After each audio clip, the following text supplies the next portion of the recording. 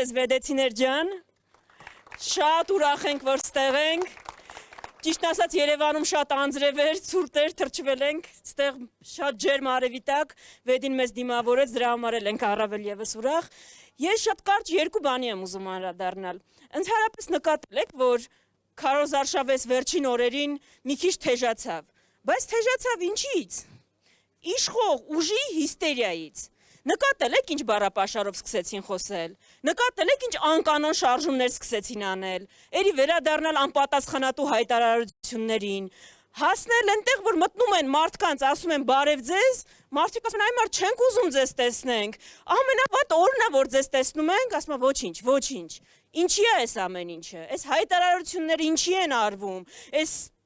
ահավոր ձենը, որ դուք լսում եք, ժողովուրդ ջան, այս պահվածքը ինքնավստահ ուժի, իր ուժերին հավատացող ուժի, 60% ունեցող ուժի պահվածք չի, այս պահվածքը մի հատ ուժի պահվածք է, որը հասկանում է, որ հունիսի 7-ին կարա իշխանություն կորցնի ու այդ ճանապարհով էլ գնում է, այս դուք պիտի իմանաք։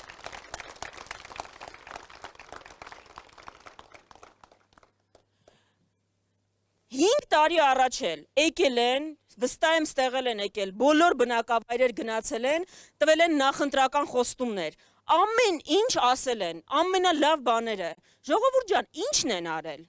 ինչն են արել 21-ին իրանց տված խոստումներից, այս վերջին 6 ամիսը մի հաշվեք, որովհետև այս երկիրը ընտրությունից ընտրություն պիտի չապրի, այս երկրում թոշակները ընտրությունից ընտրություն պիտի չբարձրանան, վերջին 6 ամիսը ձեր մասին պիտի չհիշեն, վերջին 6 ամիսը իրար խառնված չպիտի գան ու ձեզ ոսկի սարեր խոստանան, տուգանքները ասեն կջրենք, այս օրենքները կչեղարկենք,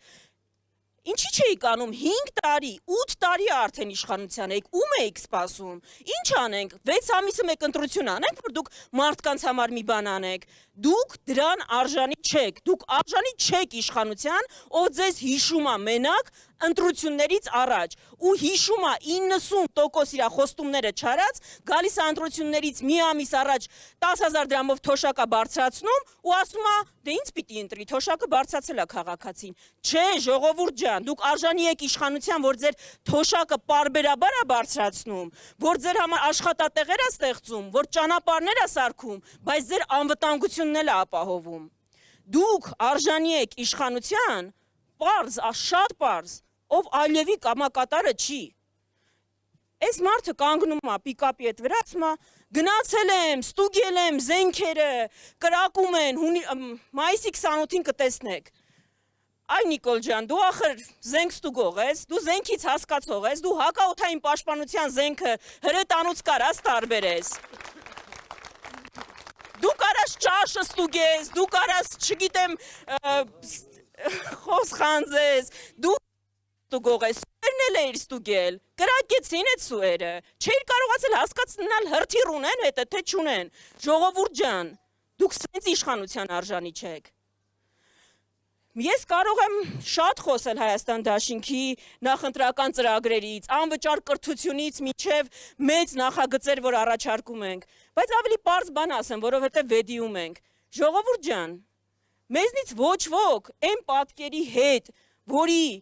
որին նայելով դուք ամեն օր ոգեշնչվում եք, պայքար չի տանելու, Արարատի դեմ արշավ չի իրականացնելու, Ցեղասպանության թանգարան ինստիտուտի, որևէ ինստիտուտի տնօրեն ջարդերի մասին գիրք նվիրելու համար գործիչ չի ազատելու, ավելի պարզ հայկականության դեմ չի պայքարելու, այս է ձեր ընտրանքը, մենք կարանք թոշակներից էլ խոսանք, ճանապարհներից էլ ու պիտի խոսանք, չպիտի դա հակադրվի անվտանգությանը, բայց դրանից առաջ եկեք կանգնացնենք այս հայկականության դեմ արշավը, որը ամենավատը արվում է ձեր գումարներով, ձեր հարկերով պայքարում են ձեր դեմ, այս դրա վերջը տանք հունիսի 7-ին, ու մենք ստեղ ենք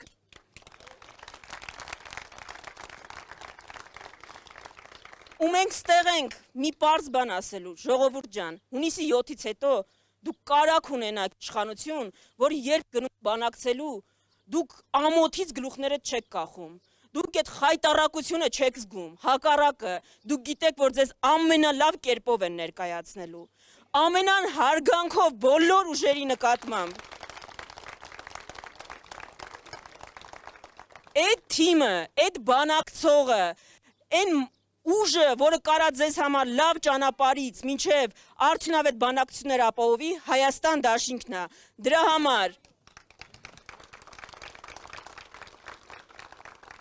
համար հունիսի 7-ին համար միասին, շնորհակալություն։